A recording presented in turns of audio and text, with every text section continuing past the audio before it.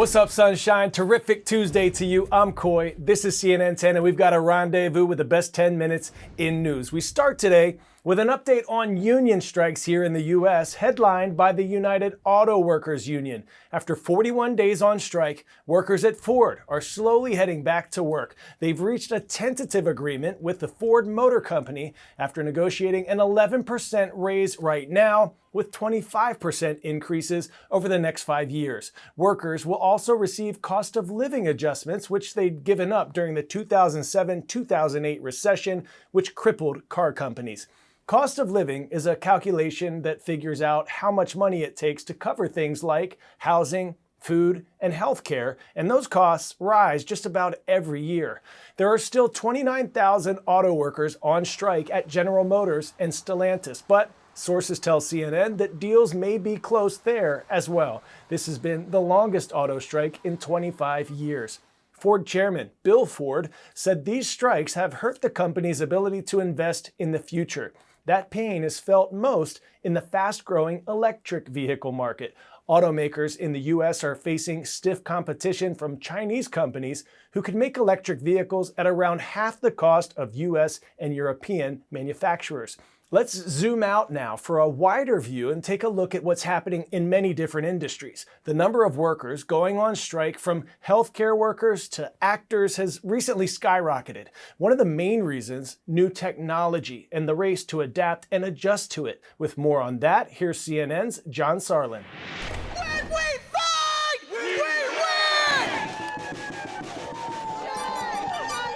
I've never seen anything like this in my lifetime.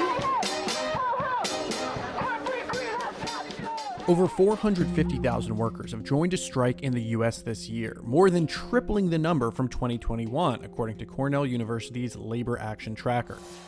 While action in the U.S. labor movement is still short of historical peaks, data shows a dramatic increase in the number of workers on strike from what the nation has seen for decades. We're going to wars with employers that have declared war on workers.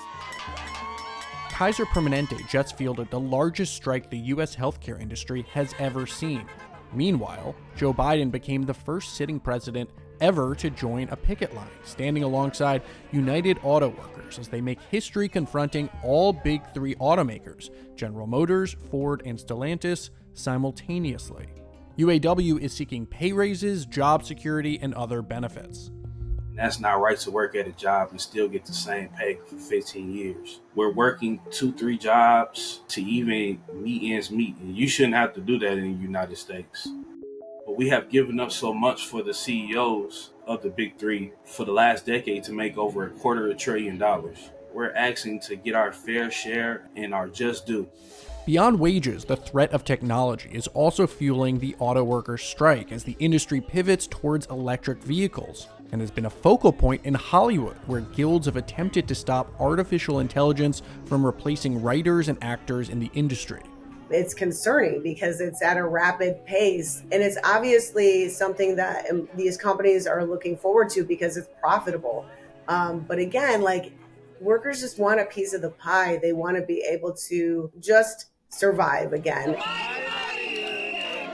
Despite this momentum, the Bureau of Labor and Statistics reports that the rate of union memberships across the country continues to trend down, with the percent of unionized workers falling from just over 20% in 1983 down to nearly 10% in 2022.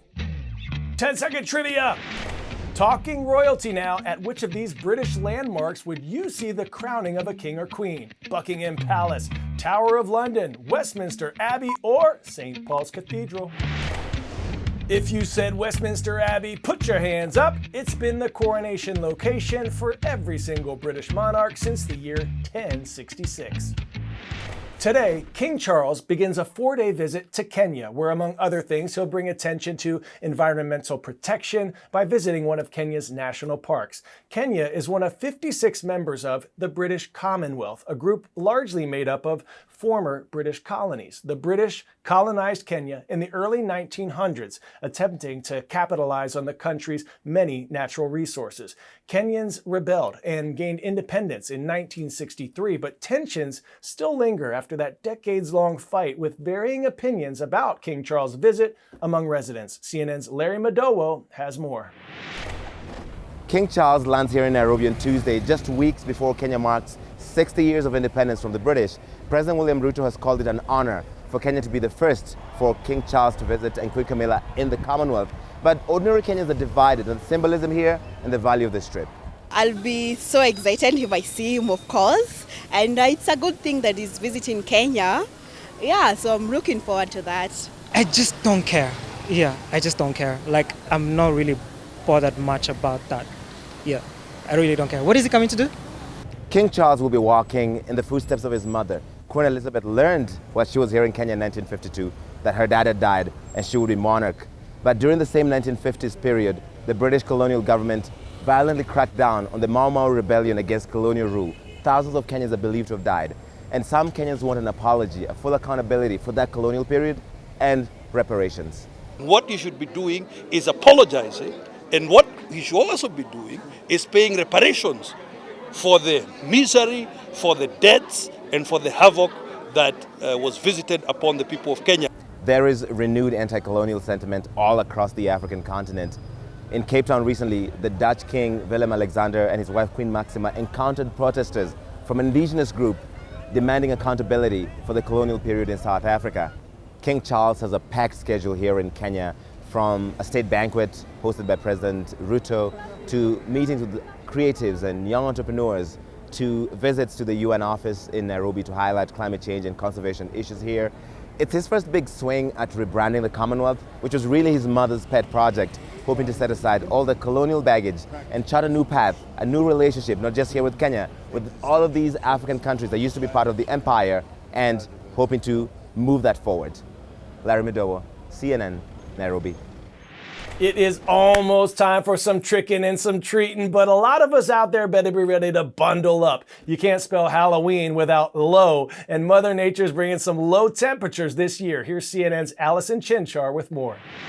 Trick-or-treaters are in for quite a shock this Halloween as a large swath of cold air plunges down from Canada into the US. Now, the good news, that same high-pressure system bringing the cold is also going to keep it dry for many trick-or-treaters. The cold air will start to hit the Midwest on Sunday, spreading into the Ohio Valley on Monday, and then the Mid-Atlantic and areas of the Southeast just in time for Halloween. For example, on Monday, Birmingham, Alabama will have a high temperature near 80 degrees, but just 24 hours later, the high temperature will barely make it to 60 degrees.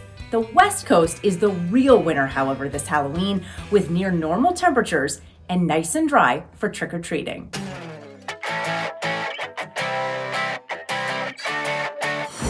We're giving you pumpkin to talk about for today's story, getting a 10 out of 10, and we're going to get through this last story swiftly. Artist Jeanette Paris took pumpkin art into new eras. Meet Taylor Swiftkin, a gorgeous masterpiece of a pumpkin, leaving trick-or-treaters enchanted. Paris has been making pumpkin art for 35 years, styling the likes of Hillary Clinton, Donald Trumpkin, even Vladimir Putin.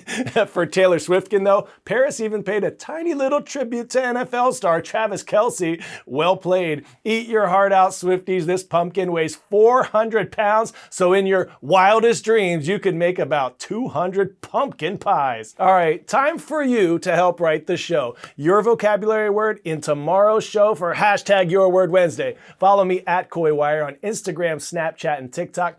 Put your word, definition, school, and a teacher's name in the comment section of my most recent post, and we'll choose a winner to work into tomorrow's show. We want to give a spooktacular shout out today to Cumberland High School in Cumberland, Rhode Island. Go Clippers! Happy Halloween, beautiful people. Remember, stay safe, stay smart, and most importantly, have fun. I'm Koi, and we are CNN